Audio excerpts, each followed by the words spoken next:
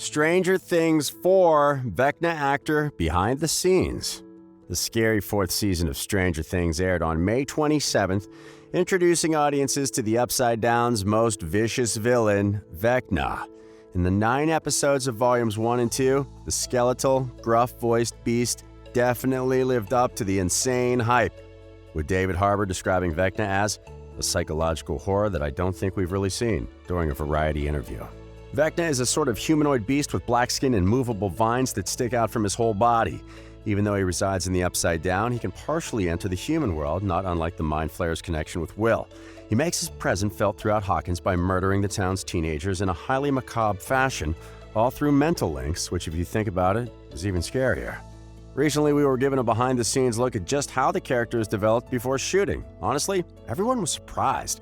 It was largely believed that he was the product of CGI, but it turns out this was actually the work of a really good makeup and prosthetics team. With dozens of thousands of tweets, Vecna has already cemented himself as the breakout star of the season. So just who is Vecna, and why is the internet so crazy about him? Well, let's take a look. Be warned though, there's some mild spoilers ahead. Don't go any further if you haven't caught up with the latest episodes of Stranger Things. The inspiration behind Vecna? Like many of the other Upside Down monsters, Vecna got not only his name, but also some inspiration from Dungeons & Dragons. In game lore, the monster is an undead wizard who creates an army to help him attain godhood per digital spy.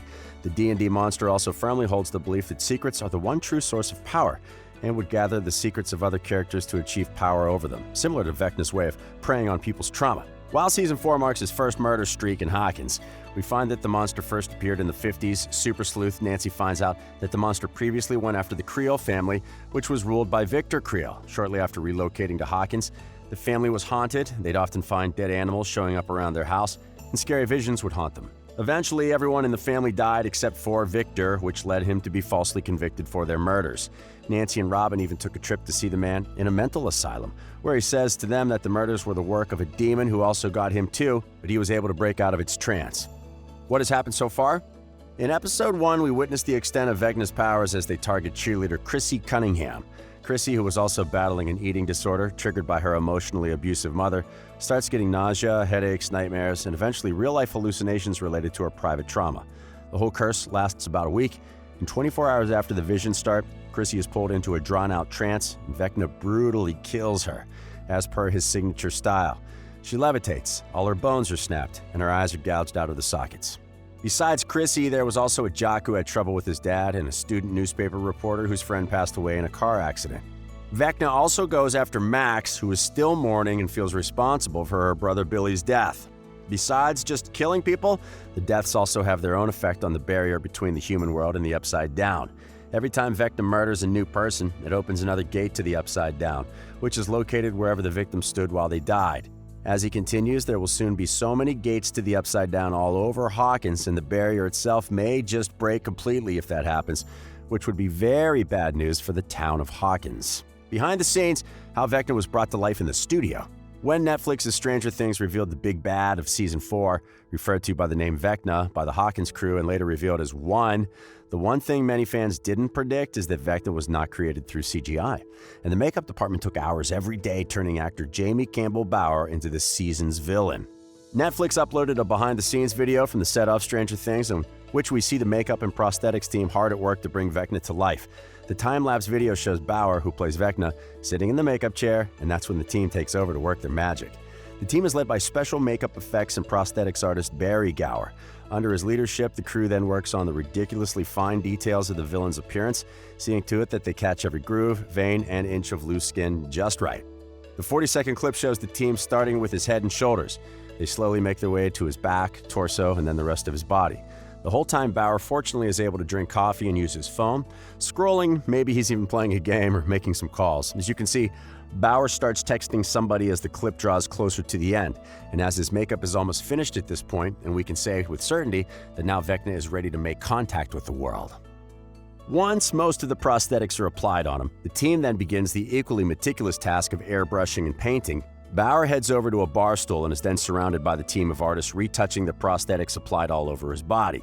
The color has to be exactly right, and all of it is done before production starts. Once the makeup is finished and the time lapse is over, the scene then shifts over to Vecna in the Upside Down, as we saw him in the latest season.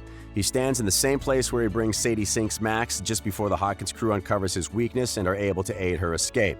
Close-up photos of Bauer's makeup and prosthetics were also released sometime later, which give fans a look at the details of the team's incredibly detailed work.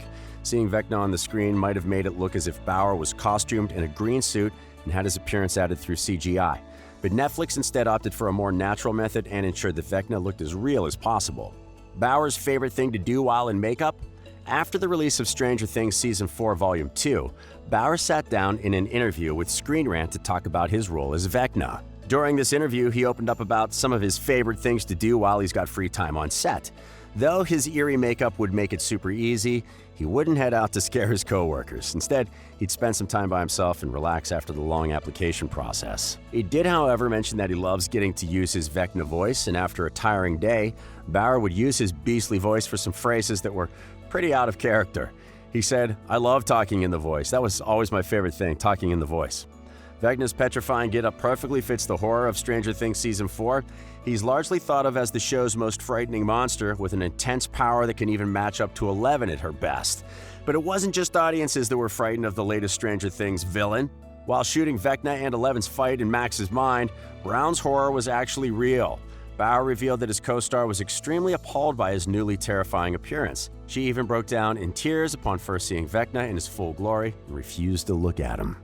Though reports have not given an exact time, the makeup and costume process is reported to take between 6 to 8.5 hours before he's ready for shooting. Even though the makeup isn't actually needed for Bauer's Vecna voice away from Stranger Things, it definitely makes it more intense. The horror of Vecna. You could definitely say that Vecna is to the fourth season what the Demogorgon was to the first one.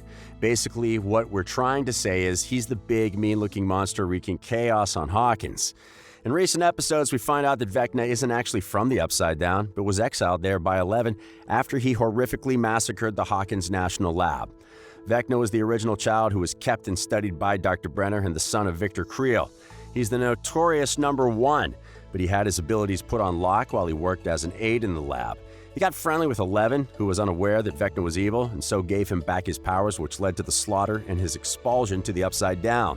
Before making his entry at the Hawkins National Lab, Vecna had a typical villain origin story. He became obsessed with Black Widows, tortured his family, and savagely murdered his mom and sister, and then pinned the blame on his father. After 11 mistakenly restores his powers, which he then used to gruesomely massacre the entire lab, she sends Vecna to the Upside Down where he's been preying on the Hawkins teens from. How do you defeat him? Vecna very specifically goes after Max, played by Sadie Sink, and the Hawkins gang find out that the only way for her to avoid being murdered by his curse is to play Max her favorite song all of the time, which was Running Up That Hill by Kate Bush. The music lets her see a hole through the vision and back to the real world. As a result of being used in the show, the 1985 song has exponentially gone up in popularity and for now sits at number 2 on Spotify's Top 50 US chart, as well as number 4 on its Top 200 worldwide chart. Max's love of the song then created an even bigger conversation on social media about finding new music through TV shows. Some gatekeepers weren't too happy at the thought of people finding the song through Stranger Things, while others were overjoyed that the iconic song took over a new generation. We know how the ending of Episode 4, in which Max runs and tries to escape from Vecna in the Upside Down, attempting to get to a portal to the real world while listening to Running Up That Hill, is hands down the standout moment of the season. But it hasn't been Vecna's only viral moment. Vecna's weakness, to no one's surprise, turned into a chance for viewers to share what song they would play to save their life if they ever had to face Vecna. While the Hawkins gang is looking into Vecna's origins, 11 ganged up with Dr. Owens to go through a mysterious experiment to get back her powers. Turns out her papa, Dr. Brenner, has connected a sensory deprivation tank to a computer so he can decide what she sees and makes her relive her training in Hawkins' lab so she can once again learn how to access her powers. In case you forgot, she had suffered something kind of like a stroke during the Season 3 fight, which made her forget them. Hopefully she can get them back to defeat this new evil. And that's it for today's video. And if you enjoyed this one, be sure to give us a thumbs up and subscribe to the channel, The Focus, for more movie and TV related news. Until then, we'll see you next time.